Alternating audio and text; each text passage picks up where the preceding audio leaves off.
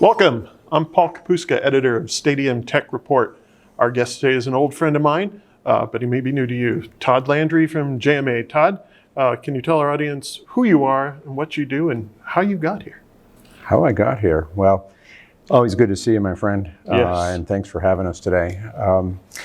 So I've been working in the technology industry now for longer than I hate to tell anybody, but really started in the telco space, developing technology as an engineer, everything down to ASICs or chip design. And over my career evolved into focusing on the product solution, more in a product management kind of role. Worked at different companies. So early on, defined and built a system for dial access to the internet. And we were very successful with America Online. We built the first systems to, a funny idea, connect mobile phones to the internet. Who would want to do that? Exactly. Why do such a thing? But, a lot of great experiences on the operator and wireless side. And then spent a chunk of my career on the software business, working on enterprise class software. So we really enabled the capability in IT architectures. So since JMA, of course, I am really bridging the gap, as you know, between a lot of IT knowledge as well as wireless knowledge. So It's been really fun. For some people who may not know, can you explain a little bit who JMA is? I mean, we know JMA well from covering wireless, but there may be some people who don't. Yeah, for sure. So JMA is a technology innovator. We are today primarily a software company. We build a lot of hardware-based radio and antenna technology that supplements what we do with software. And as you know, I started some time ago, probably now 6-7 years ago with JMA, and as part of that evolved the software area of our business so that we could build capabilities to enable new markets. CBRS, of course, is one hot one for us. So. I did see you talk on a panel today, and I have to say I was intrigued because it seemed like you were talking about a wide range of technologies from 5G to XRAN to CBRS and how it all worked end to end together. Can you talk a little bit more about how JMA integrates all the technologies into a solution? Sure thing, yeah. And we've really evolved since we just started in the base wireless connectivity. Sometimes I call it the plumbing space, right? And a lot of vendors are still really at that plumbing stage. I work on building a strong ecosystem of partners from end devices to applications to, the connectivity that gets it onto the network. And then as you saw on the panel today, we spent a lot of time talking about the use cases. And I'm a strong believer in JMA spends a lot of time with end customers starting the discussion from what do we solve for your business? And once you know what real business problems are, where the things are that can really help their business, now you can break that down into what does a wireless technology solution do to help you achieve those business goals. And I think that's probably one of the key transformations we're seeing in this industry, particularly in the sports industry, is that industry really trying to understand what is it we can do in the sports industry that takes it to the next level, right? Right, and I think I saw some of that, especially with your talk about CBRS. I mean, CBRS is clearly its new spectrum. It's in a great place. There are people who talk about using for it, but I would like you to expand or maybe share the idea of the network slices. And how, to me, it makes it so much more understandable. Yeah, no, I'm glad you picked on that particular one. It's something that we spent a lot of time making sure we architected into our own technology because we think it's one of the most unique differentiators we bring to the party.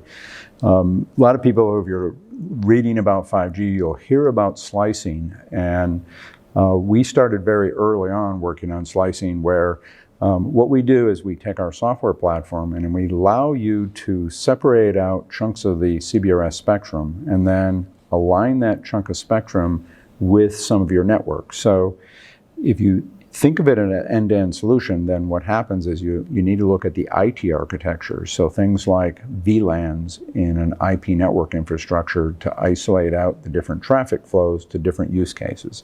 We can map those traffic flows, those VLANs, into specific devices and then give them chunks of spectrum so that they can create a quality of service flow from all the way from the end device to the service that it's utilizing. So that kind of slicing of the spectrum is very, very powerful when you get to the business solution.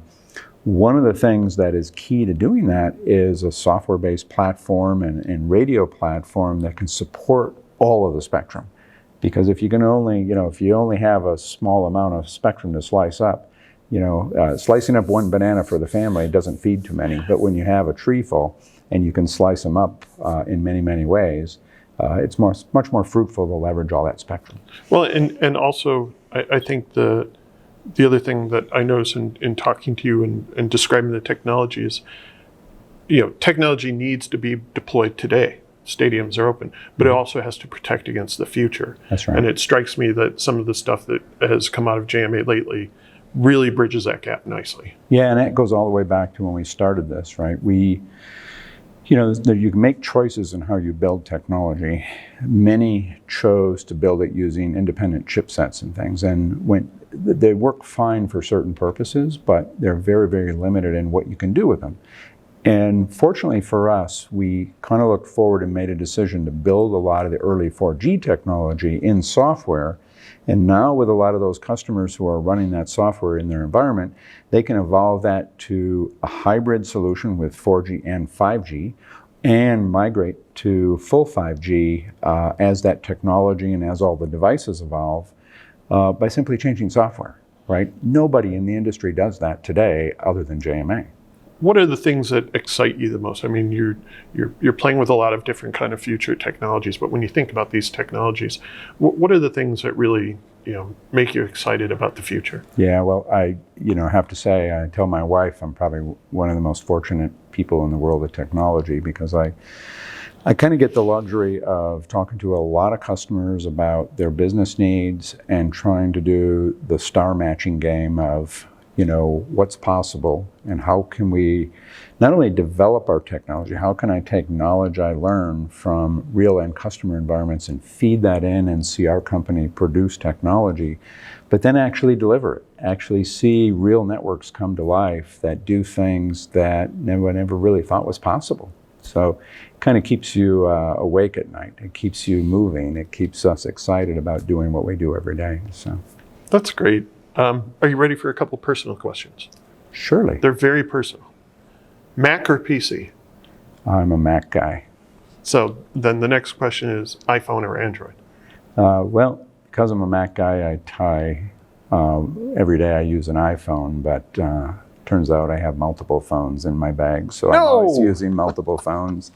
Mostly because I tend to be someone who, as my wife always says, you have too many gadgets around the house. But I keep my fingers in the technology, and I like to use different devices because it helps me understand the differences and Sure. what we might do differently with the technology. So I tend to be tied to Apple because of how it ties everything together, how it's vertically integrated. It is just very, very powerful and something to really look at. No specific tie to Apple, but makes my life easy.